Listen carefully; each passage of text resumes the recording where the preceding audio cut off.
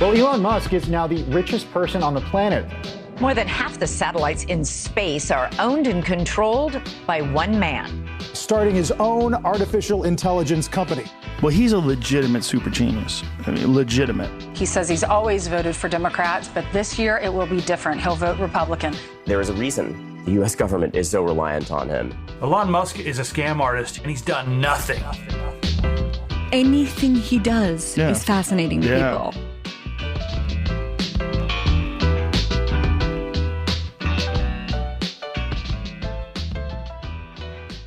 Welcome to Elon Inc., where we discuss Elon Musk's vast corporate empire, his latest gambits and antics, and how to make sense of it all.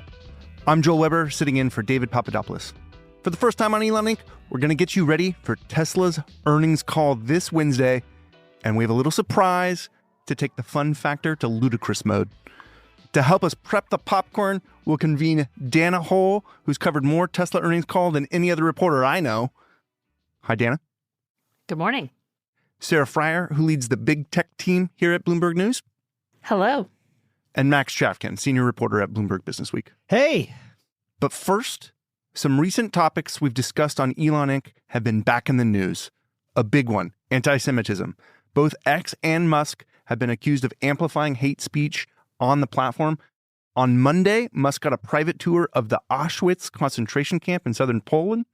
Later, he participated in a discussion hosted by Ben Shapiro, a controversial media pundit. Let's listen. I have twice as many Jewish friends as non-Jewish friends. I'm like Jewish by association. I'm aspirationally Jewish. Sarah, what do you make of this visit to Auschwitz and sort of this Musk non-apology apology? It's extremely cringy. To go to a concentration camp to try to launder your image and say that you are aspirationally Jewish, basically like this happened to your people by association. I mean, I can't believe it happened. Just welcome to the tribe, brother. Thank you. As a Jewish American, I'm just so happy to have encountered another Jewish American, Elon Musk. I also agree. Why is Elon doing this, Max? Cringe. So our editor, Naomi, joked yesterday that, normally, if you commit an anti-Semitic faux pas, you have to go to the Holocaust Museum in Washington, D.C. If you commit a world historical anti-Semitic faux pas, if you allow hundreds or maybe even thousands of crazy anti-Semitic accounts, if you buy into crazy conspiracy theories, if you, as the world's richest man, promote all this nonsense, then you have to actually go to Auschwitz. And so, yeah, I mean, he's like attempting to make things right, I guess. But of course, doesn't seem to be really addressing any of the normal stuff and is claiming Jewish identity in an extremely depressing and cringeworthy way, in my opinion. Just struck me as like a very political, it's like all optics. It's like there's Elon Musk looking somber with, let us note, his 3-year-old toddler on his shoulders.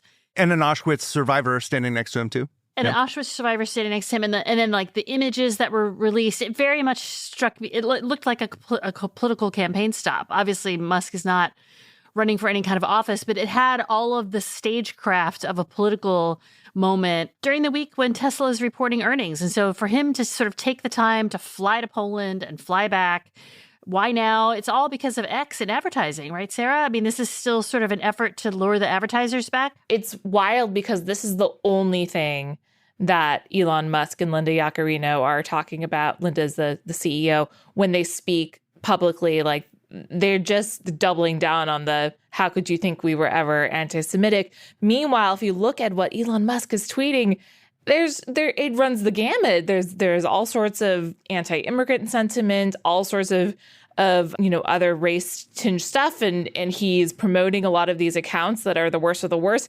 It is not just anti-Semitism. It is a wholesale embrace of people who were banned before, were considered dangerous to have on the platform in the name of his free speech initiative. And so the funniest thing about this event was that Elon Musk and the European Jewish Association, which hosted it, started with this kind of thought experiment, like, what if we had X during the late Weimar period in Germany? Maybe we would never have had the Holocaust. And Elon Musk claimed, essentially, that, yes, if we'd only had Twitter, back in the late 30s, early 1940s, the Holocaust never would have happened, which, like, I guess, sign up for Grok, guys. Okay. Elsewhere in current events, Florida Governor Ron DeSantis dropped out of the Republican presidential race ahead of the New Hampshire primary. One of our mini Elon Inc. pilots was all about DeSantis announcing his campaign on X with Elon, which was glitchy, shall we say? Yeah, I think we've got just a massive number of people online, so it's servers are straining somewhat. So very glitchy. Sarah Fryer, how will history remember that Musk DeSantis embrace? Just a bad bet, right? But, it wasn't the only candidate that he has aligned himself with. He also did one of those for RFK Jr., the known anti-vax conspiracy theorist. He's also been in X spaces with Vivek Ramaswamy. This is all kind of wishful thinking on his part, because he would really like it if he didn't have to cozy up to either Trump or Biden. But sounds like that's what he's going to have to do. And we've already discussed on this podcast that he has said he will not vote for Biden. And so we do see a lot more Trump-aligned rhetoric these days on X, including voting conspiracy theories. Max, if Ron DeSantis is out of the race, who is Elon's horse now? I mean, we're already seeing. I looked at Elon's X page earlier today, and he's tweeting about 2020 election stuff. We've talked about this on the podcast before. He's been stop the steal curious, for some time, and he is, reiterating those concerns, sort of rebroadcasting or promoting what essentially amount to like willful misreadings by Donald Trump and Donald Trump type supporters of the 2020 voting results, among many other things. I mean, he is essentially, moving towards Trump, as Sarah said. I mean, I think we're already seeing it. I'm guessing we'll see it more. Like frankly, like many billionaires who affiliate with the right, where like there were other candidates that they might have preferred. We have a New Hampshire primary today. It doesn't look great for Nikki Haley. And I think we're going to see this same evolution playing out among other people, not just Elon Musk. Max, any Musk-Trump predictions? Obviously, Trump was a prolific tweeter before Musk purchased the platform. Trump obviously has not been active on X, but there sets up this dynamic where you've got Musk and Trump perhaps needing one another. First of all, to me, Musk supporting Trump is like a foregone conclusion, basically. I think it's going to happen. I think you could argue it has already happened. The real question to me is like, what happens after 2020, there were all of these right-leaning social networks that launched, one of which was Truth Social, Donald Trump's company. And then another one of them is X, essentially. And it does seem like X has a chance of like claiming that market. You do sort of wonder, and this is kind of a deep cut. I mean, you really have to be interested in sort of right-wing media and media landscape to care like what happens to Truth Social, Parler, Getter. What's the right-wing dating site? The Right Stuff. Like there are all these sort of media adjacent businesses that seem like their reason for being doesn't exist as much now that Elon Musk has so firmly turned X to that market. So in that sense, it's like all gravy for Elon. I think the consolidation of the Republican Party probably allows, X honestly to consolidate this sort of ecosystem. But let's be clear, Trump does not need X the way he needed Twitter in 2020 or 2016. It is a completely different platform now, and Trump has managed to build up his own network that he has control over, of email addresses, of phone numbers, of people who will hand him those $5 donations when he sends a scary thought. I think that that's really how we are seeing political fundraising evolve. And the idea that, a politician needs to use X in order to rally their base may still be in Musk's mind, which is why he rewarded the candidates that were leaning into it.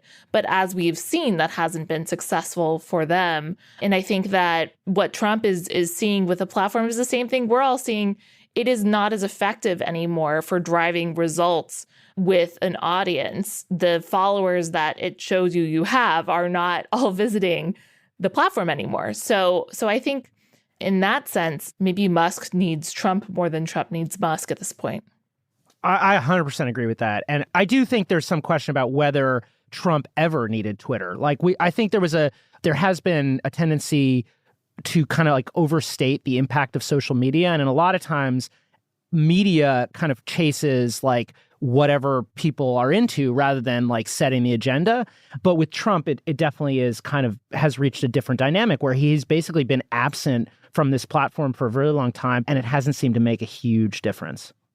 One more fallout of DeSantis exiting the race. There was a potential feud of the week, Max, from Elon Musk trolling economist Paul Krugman, who's a columnist at the New York Times. What happened? Well, I mean, I'm a little, as a Elon feud connoisseur, I am sad to report that Paul Krugman, the Nobel Prize winning economist, Princeton University, New York Times columnist, well-known progressive liberal commentator, did not take the bait. So it's kind of a fake feud. Krugman trolled DeSantis, essentially saying, like, let's not forget how wrong Ron DeSantis was on COVID, pointing to longstanding criticisms among the left that DeSantis kind of ignored, basic CDC guidelines and so on.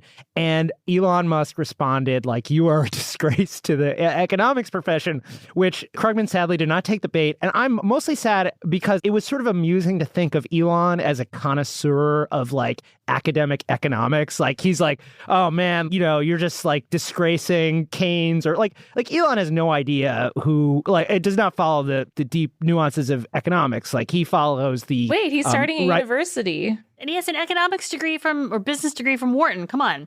He has like some grounding in business as a But that doesn't mean he's like some kind of connoisseur of who, like academic economics. Deep state academia. Yeah, he doesn't know whether Krugman's a disgrace to anything. He's just responding to vibes. If it's not a feud, what's below a feud? Is it like a schoolyard scrap? I think it's a big nothing burger. It's like on the hurricane, you have the 1 to 5 on the hurricane scale, but below that, it's like a tropical storm. This is like a tropical depression, maybe, I guess, as far as feuds go. Maybe Wintry one mix. to watch. Yeah. Wintry mix.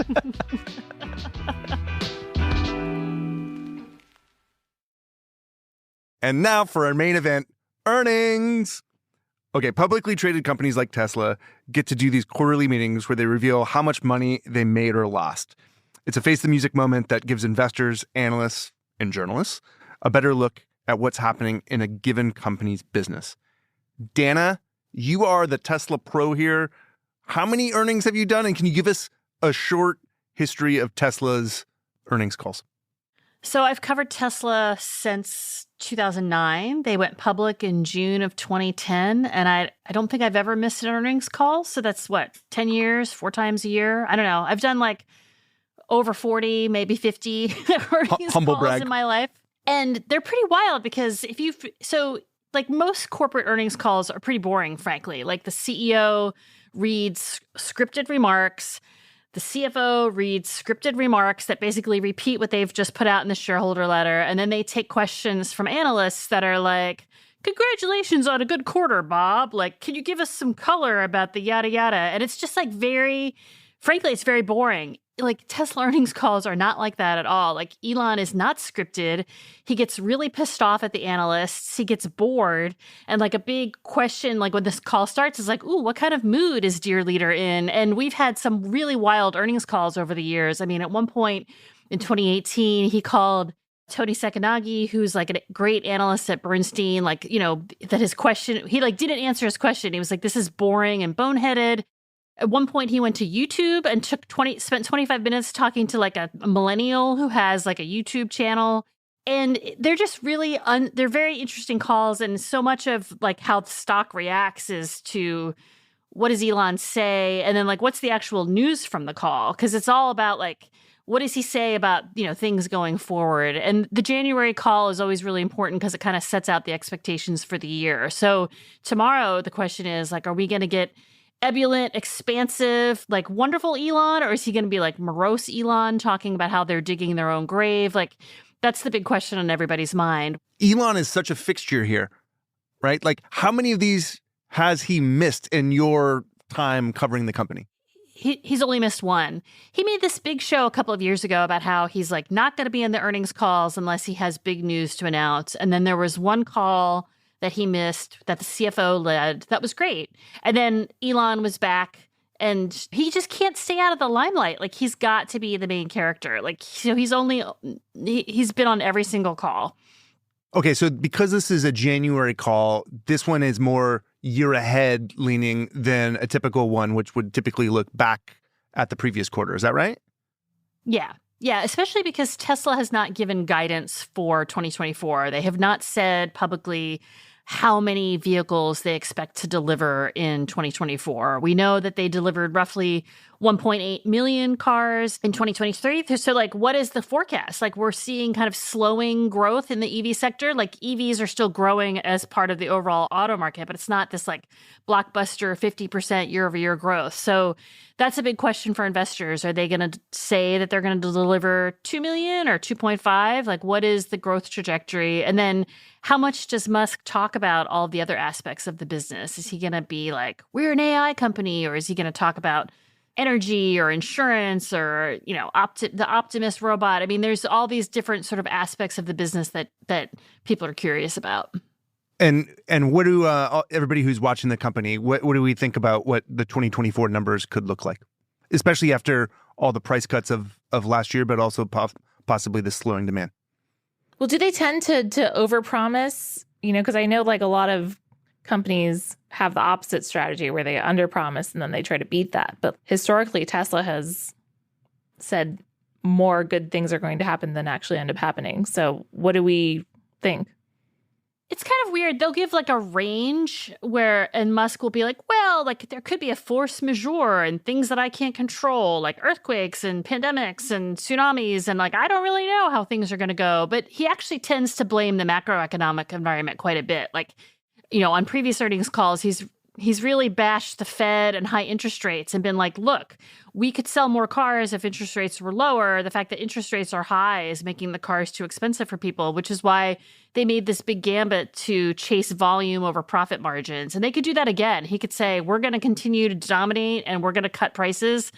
And I mean, that would be one strategy. It's just that then the margins are much smaller. But, you know, Tesla has room to play with their margins. And we could see that again in 2024. It also seems like there's like a real guidance and then an Elon Musk guidance. Elon will throw in, hey, like anything's possible, like full self-drive. There's this whole other category of stuff that doesn't relate to like number of units sold or like margins where the guidance is whacked out and kind of everyone understands that this is like, these are not real timelines. These are Elon Musk timelines. You know, I was reading an analyst note that Dana sent me just before we went on, and they're talking about the question of robo-taxis is anywhere from 3 years to a decade out. Like that's the timeline that this analyst was suggesting, which is like a huge range. And it reflects the fact that Elon Musk has essentially said robo-taxis are just around the corner basically every year for almost a decade. So it's like very confusing. And analysts have just learned to, I think, just kind of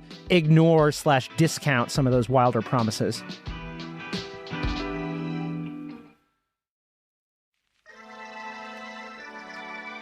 And now, for the really fun part, the brains behind Elon Inc.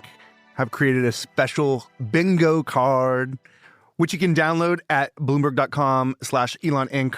or on the many Businessweek social media accounts.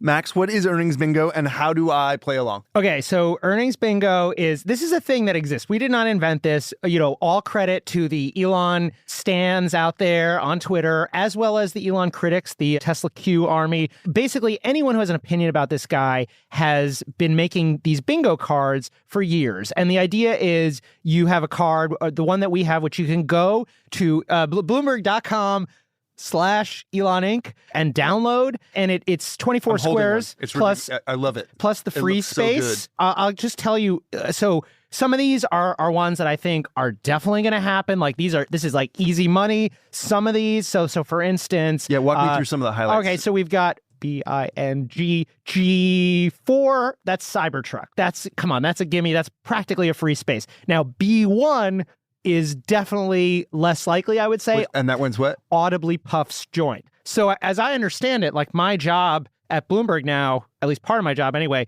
is I'm going to be listening to that podcast as the, person who has to listen for the audible joint puffing. By the way, that was B2. B2. Because it's not enough to just puff a joint. Yeah. It has to be audible. Dana, do you have a favorite on here that you're going to hopefully get to scratch out? Yeah, so I think what's really interesting is, Elon just has this very peculiar way of speaking that all of his fans then adopt. And I am a big fan, I forget what the square is, but reasonably optimistic. Because, Elon will say, I'm reasonably optimistic that we'll have full self-driving by the end of the year. Or I'm reasonably optimistic that we will, sell 50,000 Cybertrucks in 2024.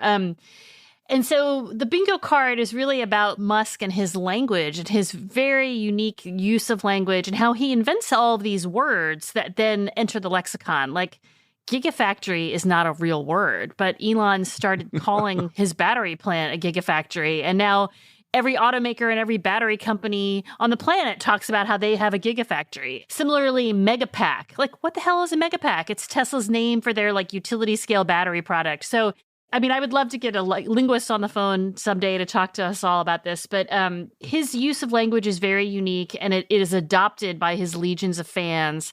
And the other thing about the earnings calls is that, tens of thousands of people listen to them. Employees listen to them, fans listen to them. A lot of people dial in and listen. And it's not just Wall Street analysts. It's hundreds of thousands of people. We talk a lot on this podcast about how to think about Elon. And I think on the last episode, Davey Alba compared him to Donald Trump, right? As sort of a political influencer and so on. But I was thinking looking at this bingo card and thinking about the way, as Dana says, that Elon sort of remixes himself. He has these tropes that he repeats and reuses. And, I think the sort of great oral poets, right? The way that I think linguists believe that oral poetry, Homer and so on, was consumed was you'd have these little couplets or little bits of language that would then be arranged in order. And it's almost like that with Elon, where he's got these catchphrases that just get tossed in, and it becomes a part of the fandom. As Dana said, it's something that his fans repeat and also that they look for, right? And it is the experience of one of these Elon Musk earnings calls. It's not all that different from the Taylor Swift concert, right? Where you see the snake and you're like, oh, the snake, here it is. And except here, it's Optimus or Dojo or the phrase, digging our own grave or whatever. My other favorite square here is not many people understand this, which is just a thing that he says all the time and just really speaks to this sense of in Elon fandom of that you're given access to this truth, or really it's a set of truths that are not well understood. And if you understand them, you are going to you're going to get rich. You're going to be a part of this. It's not only going to be a source of cultural meaning, but it's going to be a source of wealth. Well, no, I was just going to say, I love O3 refers to Earth as a market, because that is just so how he talks about everything. Are you with humanity or against it? We're fighting for our consciousness. We're fighting for the future of Earth. And referring to Earth as a market implies that there will be future planetary markets, which is, of course, his worldview. And because he uses these tropes so often, part of the challenge of listening to a Tesla earnings call as a journalist or an analyst is that you almost get a focus hangover, because you have to listen very carefully for any change in nuance, because that's what the news is. Is he slightly altering these tropes in a way that's either positive or negative for the future of the company? And is he backing away from, Dojo, or is he talking down Cybertruck? On the last call, he very famously said that with the Cybertruck, we dug our own grave. And it was ooh, what is that about, man? So you have to listen very, very carefully for any kind of change in nuance or tone. We dug our own grave with Cybertruck.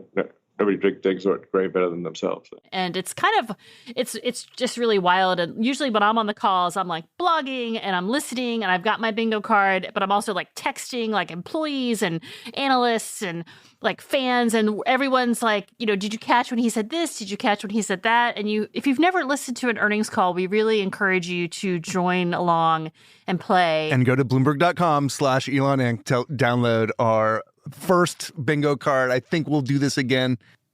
Will we? Okay, well, you have to. This is fun. The great thing about the bingo card is that everybody wins. We only made one card, so or everyone loses.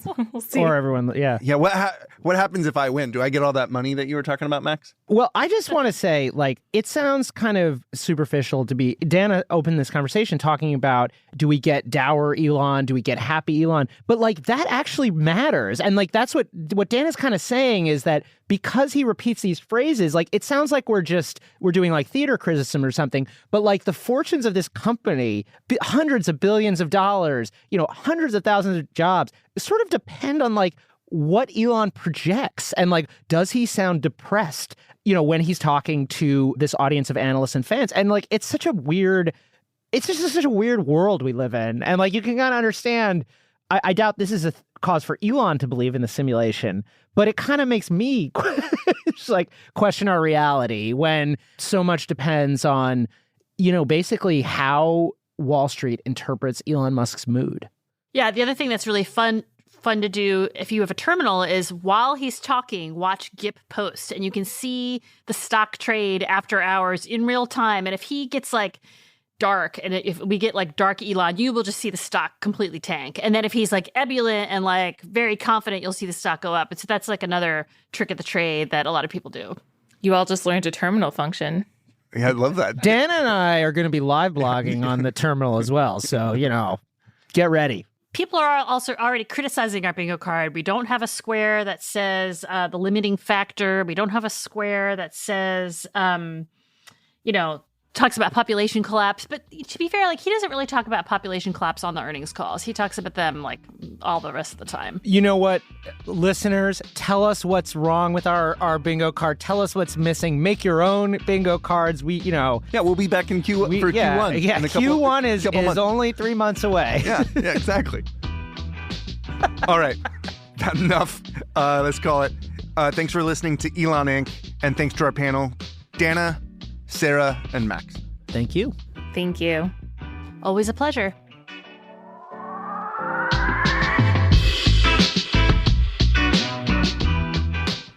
This episode was produced by Stacey Wong. Naomi Shiven and Rehan Hermanchi are our senior editors. The idea for this very show came from Rehan. Blake Maples handles engineering, and we get special editing assistance from Jeff Grocott. Our supervising producer is Magnus Henriksen. The Elon Inc. theme is written and performed by Taka Yasuzawa and Alex Segura. Sage Bauman is the head of Bloomberg Podcasts and our executive producer. I'm Joel Weber, covering for David Papadopoulos. If you have a minute, please rate and review our show. It'll help other listeners find us. Also, let us know what you think of Tesla Bingo. See you next week.